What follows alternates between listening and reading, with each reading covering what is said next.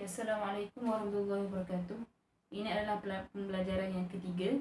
Untuk cikgu jelaskan, hari ini cikgu akan ajar bagi panduan sedikit lah tentang macam mana nak menjawab karangan SPM di bahagian A. Okey, ini adalah karangan di bahagian A.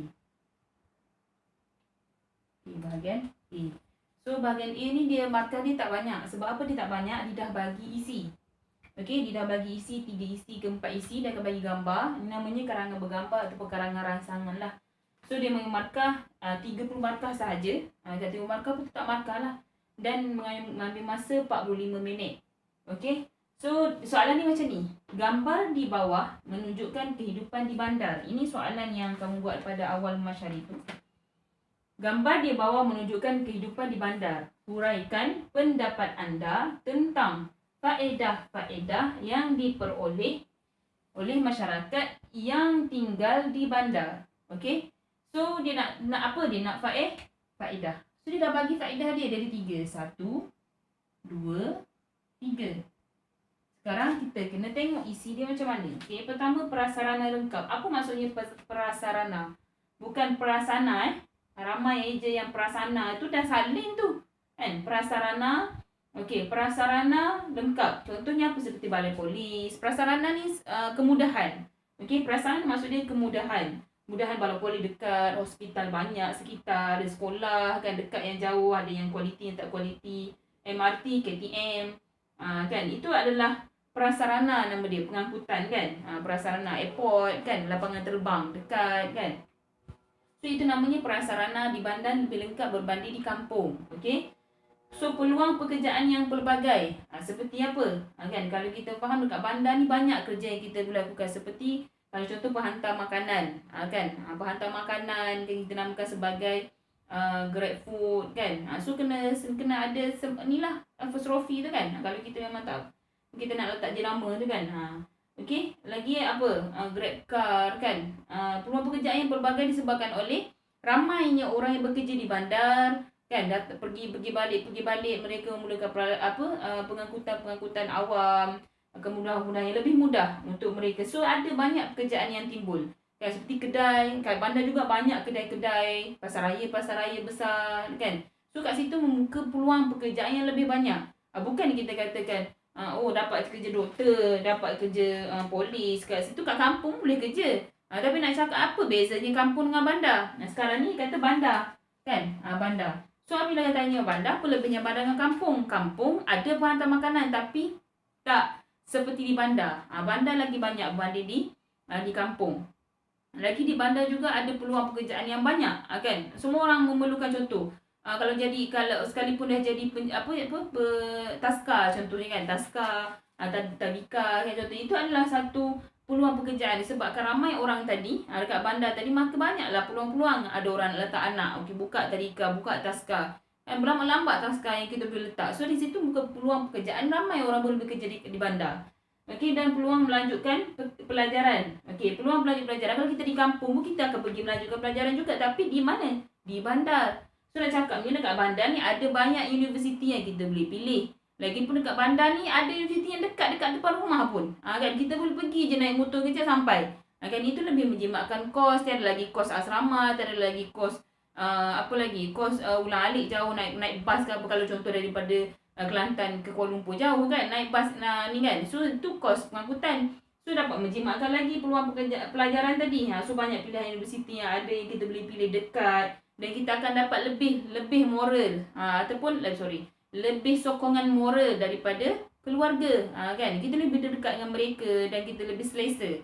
Itu adalah peluang orang yang berada di bandar kan. Tapi orang di kampung jauh lah kan, apa-apa yang terjadi jauh untuk pergi kan, kecemasan ke apa kan. So ada peluang melanjutkan lebih selesa berada di bandar kan. So ini adalah yang dimaksudkan dengan isi ni kan. So macam mana kita nak buat pendahuluan dia? Pendahuluan dia kita boleh ambil kata kunci dia, sama ada kita nak kata kunci bandar. Apa bandar? Apa dimaksudkan dengan bandar? Kan? Kenapa apa lagi? Apa bezanya di kampung? Kan? Kita boleh letakkan sebagai pendahuluan di situ. Maksudnya pendahuluan ni jangan sekali-kali dimasukkan isi. Ini terus masuk pendahuluan. Dalam bandar terdapat banyak kemudahan, dapat banyak faedah. Antaranya prasarana lengkap, peluang pekerjaan yang pelbagai tak perlu. Kan? Dalam pendahuluan kamu perlu menjelaskan luar daripada isi. Luar daripada isi. Okey, dia bagi isi, jangan sentuh isi lagi dalam pendahuluan. Buat dulu pendahuluan apa-apa. Kan? Di bandar, walaupun kita nak cakap keburukan hidup di bandar pun boleh. Kan? Di bandar sinonim dengan peningkatan jenayah yang tertinggi berbanding berada di kampung. Kan? Contoh kita boleh sebut pasal jenayah apa-apa saja yang pada perenggan yang pertama. Dia adalah pengenalan. Dia adalah satu pengetahuan umum kita tentang apa dimaksud dengan bandar. Itu lebih mudah. Kan, ambil je tu poin isi ni. Okay, apa yang ada di bandar? Fikir. Letakkan dalam pendahuluan. Jangan letak lagi isi. Isi adalah untuk perenggan pertama, kedua dan ketiga. Yang keempat adalah penutup. So kat sini, karangan ni dia mesti ada 5 perenggan. Okey, pendahuluan. Banyaklah kan. Sebab ni karangan, bukan rumusan. Okey. Ni perenggan 1 pendahuluan. Isi pertama. Isi pertama ni. Ini satu ni. Lepas tu yang ketiga. Isi yang kedua. Isi yang kedua. Yang ni isi yang ni keempat, isi keempat. Perenggan yang isi ketiga, perenggan keempat. Ni perenggan pertama, ini adalah pendahuluan. Ini karangan. Ini namanya karangan. Isi pertama, isi kedua, isi ketiga. Ni ada ni lah ni. Ni ada selang lah ni. Ini selang, ni selang. Selang sekali, penutup. Kan? Penutup. Letak penutup. Okey, ini karangan. Okey, panjanglah karangan ni. Kan? Tapi dia minta nak berapa je? Dia nak 200 hingga 200 patah perkataan. Itu minit dia sikit je, nak 200 hingga 250 patah. Kan? Maksudnya dia nak 250 pun dah cukup dah. Tapi kena hurailah. Kalau kita ada idea lebih sikit tu dia masuk isi yang keempat. Itu cara nak dapat markah cemerlang, kena tambah lagi satu isi lah. Supaya banyak sikit kan markahnya. So cikgu dah ajar cara karangan ni menggunakan baku. Okey, baku. Okey. Masih ramai lagi yang tak mampu untuk menghurai menggunakan karangan menggunakan baku. Okey. So baku ni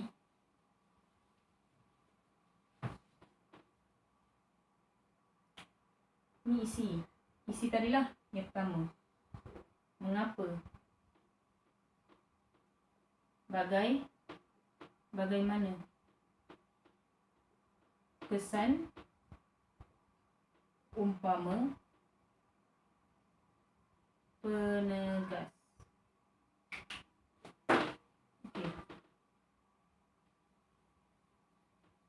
Okey, isi. Sebagai oleh prasarana lengkap.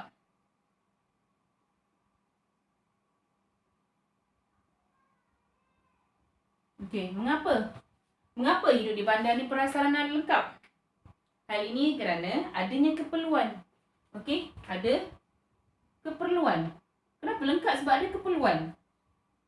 Kan? Keperluan dengan jumlah keperluan disebabkan oleh jumlah yang padat. Jumlah rakyat yang jumlah rakyat yang padat. Okey. So ada keperluan. Bagaimana ni contoh? Contoh macam mana yang ada keperluan tu? Contohnya adanya balai polis. Balai polis, hospital. Bagi contoh. Kan? Kesannya, letaklah kesan dia. Kesannya apa? Dengan adanya balai polis tadi, kan? Sebarang kes dapat diselesaikan dengan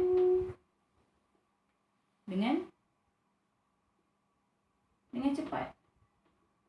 Bagilah salah satu, ambil kesan salah satu hospital. Kalau kesan daripada hospital dekat tadi, apa? Hospital dekat, kecemasan dapat diselesaikan dengan mudah. Kalau sekolah dekat, dapat memudahkan ulang-alik daripada sekolah. Kalau MRT dapat mudah memendekkan perjalanan. Ambil salah satu pun tak apa. Kalau tak ambil hurai semua tempat ni. Kan? Ambil salah satu. Okey, umpama masa itu emas. Ambil lah yang kamu guna kata hikmah bahasa Arab tu apa. Masa ibarat pedang, apa? Tapi kena tulis dalam bahasa Melayu. Kan? Masa ibarat pedang, jika kita tidak memotong, dia akan memotong kita kan. Itu adalah boleh kan pepatah Arab menyatakan siapa yang ada lebih kelebihan. Masa itu emas. Kan? Nak tulis apa lagi, ayat Quran, hadis semua boleh masuk dalam umpama. Okey, penegas. Jelaslah bahawa tegaslah bahawa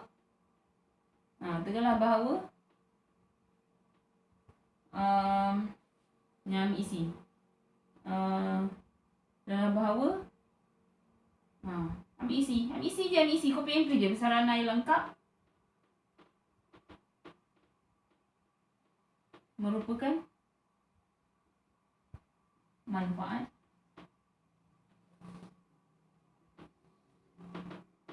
buat masyarakat yang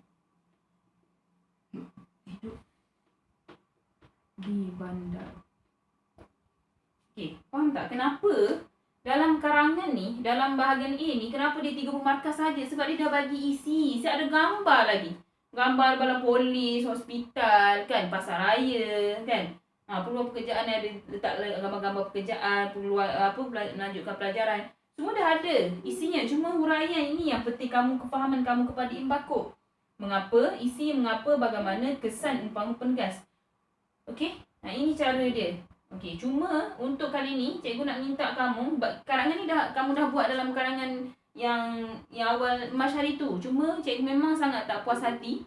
Ada yang buat satu perenggan saja, dah panjang jela karangan ni sepatutnya kena buat satu muka setengah. Dia buat setengah je, tak ambil satu muka, tapi setengah je. So cikgu nak kamu cari karangan yang sama tajuk dengan ni. Ada je dalam Google. Cari je Google, cari sama yang tajuk macam ni, salin balik karangan tu dan bagi kat cikgu. Okey? Email ke macam mana ke, cikgu bagi tahu. Okey, salin balik je karangan ni. Cari dalam Google dan salin balik. Dan macam mana, tengok macam mana dia membuat karangan. Apa beza karangan kamu dengan karangan yang Google ada? Google tu daripada karangan-karangan guru. Okey? Okey, sekian. Assalamualaikum.